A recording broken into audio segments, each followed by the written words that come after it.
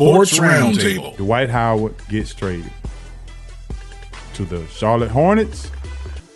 And did you get your wish? Are you getting your wish? Basketball today is not a traditional back to the basket big man type game. You got to have a guy that can space the floor. He can run the floor and he can rebound, but he doesn't space the floor. And you can't use him late because he can't make free throws. So he's becoming that dinosaur, to be honest with you.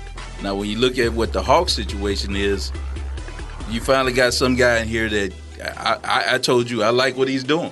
You cleaning house, and you got to clean house. You cannot continually be good enough to make the playoffs and not bad enough to get good players.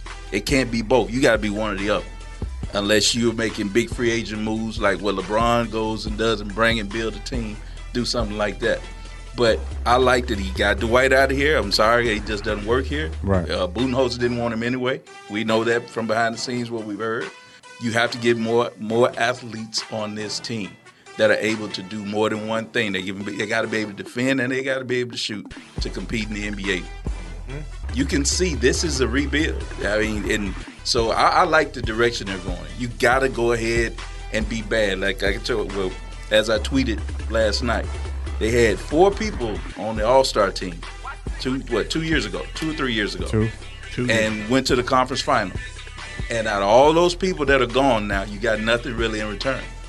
So that's been my whole issue the whole time that we've gone back and forth. You got to get them out of here before their value is down, and they let them all walk for nothing. So I like the direction they're going, cleaning house the best they can. D, what you got on the reset button? We've been saying it on this show for years. It's either get real bad or be mediocre. And Big H.O., you've always been the one that you can't do that because you're going to lose all the fans. And if you lose your fan base for 3 years, okay. But can you get better in those 3 years? That's what the key is. You can't tank in Atlanta and be bad for 6-7 years. You see what I'm saying? You can't do that. So last time it was 8. My point exactly. and look how long it took them to get that fan base back. Right. You know, so I like the moves. I think they need to clean house and just let the chips fall where they may. And I mean chips as in money. Let it fall where it may, and hit the reset button and redo it.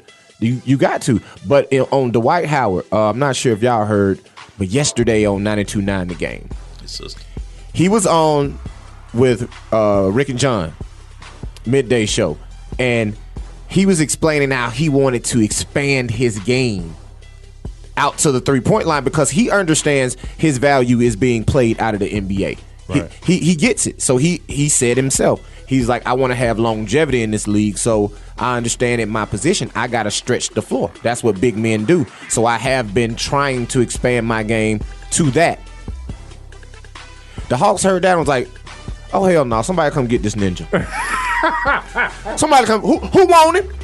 Who want him? Because have you ever seen Dwight Howard shoot a 15-foot jump shot? We're talking about once.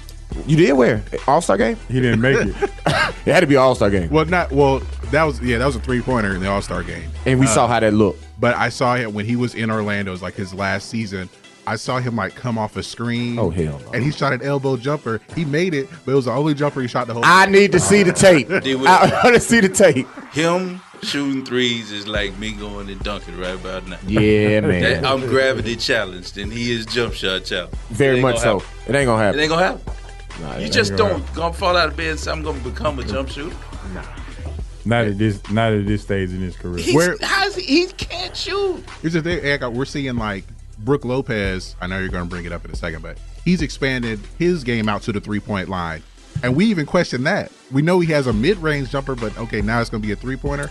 We can't expect that with Dwight to just all of a sudden. Let me tell you what the key in what you just said is we knew he had a mid-range jumper, so he had something to expand on. Dwight don't have nothing to expand on. You got to have some sort of touch. What is he going to shoot? The left-hand hook? No touch. He going to shoot that left-hand hook he shoot? Come on, man. Wow. But listen, Dwight's value in the NBA and players like him is like, all right, I'm going to tell you what he is. they're the new running backs of the NBA. Yeah. They're weeding themselves out. Yeah, he has to get with a team that has a whole lot of shooting around him. Exactly. They got to relive Orlando. He has to be Tristan Thompson. Whoa. I don't know if he can do that right. I'm sorry, that's what he got to go to me. I mean, seriously, he got to defend and rebound and get the putbacks. Okay. Now you're implying that Tristan Thompson defends, though.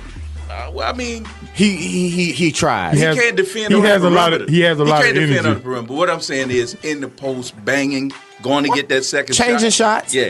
He does shots. that round the rim. Now, if you get him out there where he got to defend that pick and roll, it's a problem. Both of them are horrible at defending the pick and roll. That's just, No you got to live and die doubt. with that. Quick story. I was listening today when and listening to LA State, and they were talking about when Dwight was in LA playing under D'Antoni, and D'Antoni was trying to tell him, you playing with Steve Nash. And what I want you to do in this offense, come up, set a high screen around the key, and then drop to the basket. Steve's going to hit you or create off of it. Dwight said, no, I'm not coming out of the paint. So he wouldn't listen. So you see what I'm saying? It's a thing where you have to decide you're going to be coached. And he would have been more valuable today if that would have been. If he would have went ahead and incorporated that into his game. Catch Sports Roundtable every Wednesday night from 7 to 9 p.m. on WWWE 1100 AM and SRTradio.com.